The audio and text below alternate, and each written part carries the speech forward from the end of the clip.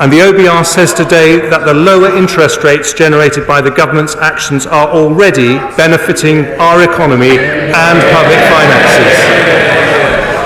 But, Mr. Speaker, credibility cannot be taken for granted. And yesterday's inflation figures show we must continue a relentless fight to bring it down, including a rock-solid commitment to rebuild our public finances. Richard Hughes and his team at the OBR today lay out starkly the impact of global headwinds on the UK economy, and I'm enormously grateful to him and his team for their thorough work. The OBR forecast the UK's inflation rate to be 9.1% this year and 7.4% next year. They confirm that our actions today help inflation to fall sharply from the middle of next year. They also judge that the UK, like other countries, is now in recession.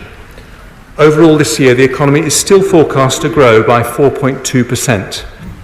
GDP then falls in 2023 by 1.4%, before rising by 1.3%, 2.6% and 2.7% in the following 3 years.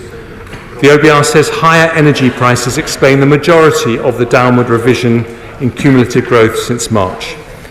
They also expect a rise in unemployment from 3.6% today to 4.9% in 2024, before falling to 4.1%.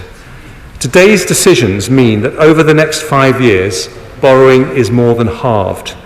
This year we're forecast to borrow 7.1% of GDP, or £177 billion.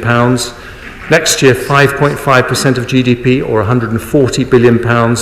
Then by 2027-28, it falls to 2.4% of GDP, or £69 billion. As a result, underlying debt as a percentage of GDP starts to fall from a peak of 97.6% in 2025-6 to 97.3% in 27-28.